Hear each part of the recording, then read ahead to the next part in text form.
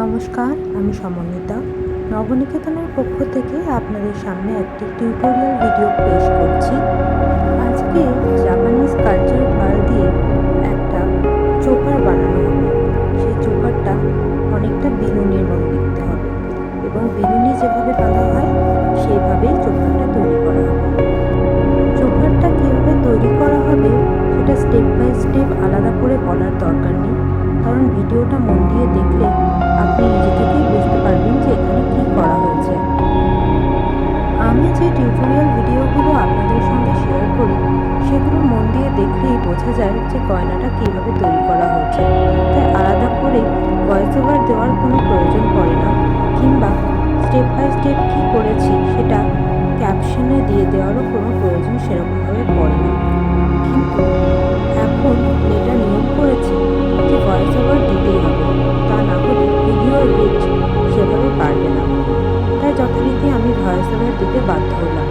কিন্তু ভয়েস ওভারে বলবোটা কি সেই ভাবতে ভাবতেই ভাবলাম ঠিক আছে, যা মনে আসছে তাই না হয় বলি। এক কথায় আমি আর্টিফিশিয়াল ফ্যাশন জুয়েলারি বানালেও বিভিন্ন সময় বিভিন্ন ধরনের মিডিয়াম, বিভিন্ন ধরনের মেটেরিয়াল এক্সপ্লোর করতে আমার ভীষণ ভালো লাগে, এবং কখনো কোনো একটা নির্দিষ্ট মেটেরিয়াল নিয়ে আমি অবসেসড হয়ে গেলে বিভিন্ন ধরনের গয়না আমি সেই মেটেরিয়ালটার উপর বেস করেই বানাতে থাকি। এবং কারেন্টলি আমি যে মেটেরিয়ালটার উপর অবসেসড সেটা হলো পার্ল। সেটা অরিজিনাল পার্ল হোক, কালচার করা পার্ল হোক, কিংবা সিনথেটিকের ফক্স পার্ল হোক।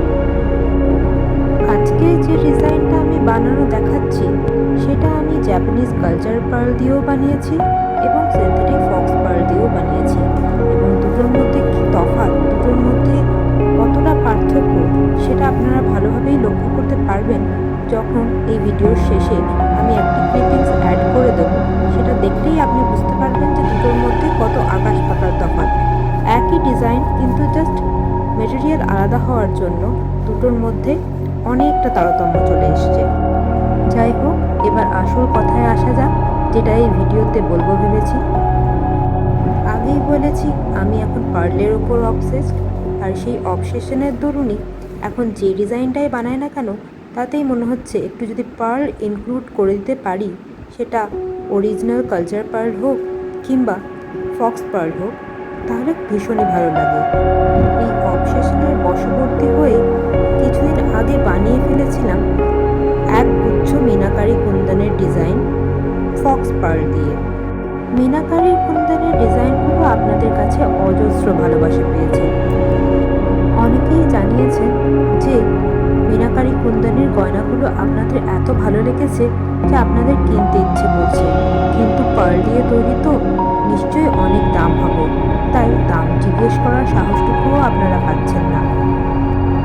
ব্যবসায়ী হিসেবে কোনো প্রোডাক্টের দাম বলাটা তো আমার কর্তব্যের মধ্যেই পড়ে, তাই আপনারা সাহস না পেলেও আমি আপনাদেরকে দামগুলো জানিয়েছি, এবং সেই দাম জানার পরে আপনাদের কাছ থেকে আমি যে রিয়াকশানটা পেয়েছি সেটাই আমাকে চমকে দিয়েছে। যেখানে কাস্টমাররা কোনো প্রোডাক্টের দাম শুনে চমকে গিয়ে বলে বাবা এত দাম, সেখানে আপনারা ঠিক উল্টো রিয়াকশান দিয়েছেন। আপনারা উল্টে আমাকে বলেছেন এত কম দাম। আর আপনাদের এই কথাটা শুনে আমি ভীষণ অবাক হয়েছি। প্রথম ধাক্কায় অবাক হলেও আমি কিছুক্ষণের মধ্যেই এটা বুঝতে পেরে যাই যে আপনারা বোধহয় যে পার্লগুলো দেখছেন সেগুলোকে আসল পার্ল মনে করছেন, সেগুলো যে ফক্স পার্ল মানে সিনথেটিকের পার্ল সেটা আপনারা বুঝতে পারছেন না। এবং আপনাদের এই ভুল ধারণা ভাঙানোর জন্য আমি আপনাদেরকে জানিয়ে দিই যে এগুলো কিন্তু আসল মুক্ত নয়, এগুলো ফক্স পার্ল। ফক্স পার্ল হচ্ছে এক ধরনের সিনথেটিকের পার্ল। আমার কথা শুনে আপনারা তারপরে যে কথাটা বলেন সেটাতে তো আমি নিজেই অবাক হয়ে গিয়েছিলাম। তাদের বক্তব্য অনুযায়ী অন্যান্য সেলাররা নাকি সিনথেটিক ফক্স পার্ল অর্থাৎ নকল মুক্ত দিয়ে তৈরি গয়নাও ভীষণই চড়া দামে বিক্রি করেন। যেমন ১,৫০০-২,০০০-এর নিচে নাকি এই ধরনের গয়না, যেগুলো আমি ৪০০ থেকে ৫০০-র মধ্যে বিক্রি করছি, সেগুলো ভাবাই যায় না পাওয়ার কথা। ওনাদের এই কথাটা শুনে আমি আমার কাছে যে চাষ করা মুক্ত অর্থাৎ কালচার পার্ল আছে, জাপানিজ কালচার পার্ল, সেগুলো দিয়ে তৈরি গয়নার দাম জানালাম, এবং সেই দাম শুনে তো আপনারা আমাকে আরোই অবাক করে দিলেন। আপনারা জানালেন যে আমি সেই যে দামগুলো বলছি চাষ করা মুক্তের তৈরি গয়নাগুলো, সেগুলোর দামও নাকি অন্যান্য সেলারদের থেকে অনেক কম। আমি এই কথাগুলো শুনে অবাক হয়েছিলাম ঠিকই, কিন্তু একেবারেই যে বিষয়টা জানতাম না তা কিন্তু মোটেই নয়। অন্যান্য সেলারদের কাছে দাম আমার থেকে অনেকটাই বেশি, তার একটা নির্দিষ্ট কারণ আছে। কারণ তারা ব্যবসাটাকে ব্যবসার মতো করে দেখছে। ব্যবসা করতে গেলে নির্দিষ্ট লাভ্যাংশ তো রাখতেই হবে, কিন্তু কোথাও না কোথাও আমি যেন আজও আমার ব্যবসাটাকে ঠিক ব্যবসার মতো করে দেখতে পারি না। আজও কোথাও না কোথাও আমার এটাকে আর্ট অ্যান্ড ক্রাফটের একটা হবিকে মেনটেন করে নিয়ে যাওয়ার পন্থা হিসেবেই মনে হয়। তাছাড়া অন্যান্য সেলাররা তো হোলসেলারদের কাছ থেকে কিনে আপনাদের বিক্রি করছেন, কিন্তু আমি তো প্রত্যেকটা গয়নার র মেটেরিয়াল সোর্স করি এবং সেগুলো ডিজাইন করে সেটা ডাইরেক্ট আপনাদের হাতে পৌঁছে দিই। তাই আমার কাছে তো গয়নার দাম কম হবেই। আমার কাছে মেশিন মেড কোনো জিনিস পাওয়াই যায় না, সবই সম্পূর্ণ হ্যান্ডক্রাফটেড। কোনোটা হয়তো আমি নিজেই বানিয়েছি, কোনোটা হয়তো অন্য কোনো আর্টিস্টকে দিয়ে বানানো করিয়েছি, কিন্তু হ্যান্ডক্রাফটেড প্রোডাক্টের বাইরে কোনো কিছুই আমার কাছে থাকে না। যাই হোক, শখ পালন করতে করতে প্রায় 7টা বছর পার করে দিয়েছি। এখনও যদি এটাকে শখ হিসেবেই নিয়ে যাই তাহলে হয়তো বেশি দূর এগোতে পারবো না। তাই সময়ের সঙ্গে সঙ্গে আমাকেও ব্যবসাটাকে ব্যবসার মতো করেই দেখতে হবে, এবং সেই ব্যবসাটাকে ব্যবসার মতো করে দেখার জন্য কিন্তু সবথেকে বেশি আমার যেটা দরকার সেটা হলো আপনাদের সাপোর্ট, আপনাদের সহযোগিতা। তাই আমি আপনাদের কাছে অনেক আশা নিয়ে বলছি, আপনারা কিন্তু সবাই আমার পাশে থাকবেন।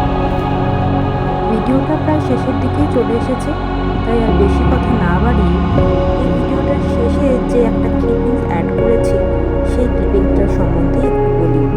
ওই ক্লিপিংটাতে দুটো ব্রেডের চোকার আমার হাতে আছে, একটা জাপানিজ কালচার পার্ল দিয়ে তৈরি এবং আর একটা সিনথেটিক ফক্স পার্ল দিয়ে তৈরি।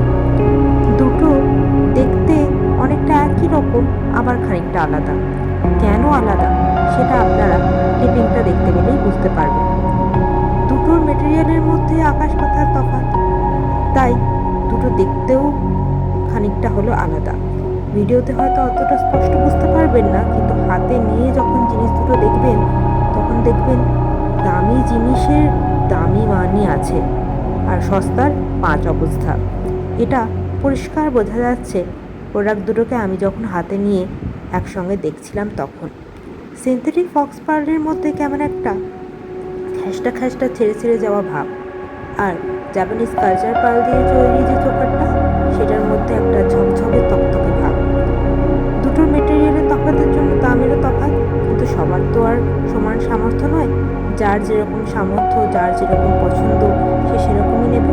এই যে দেখতে পাচ্ছেন দুটো চোকার, আমার আঙুলের মধ্যে যেটা আছে সেটা হচ্ছে জাপানিজ কালচার পার্ল দিয়ে তৈরি।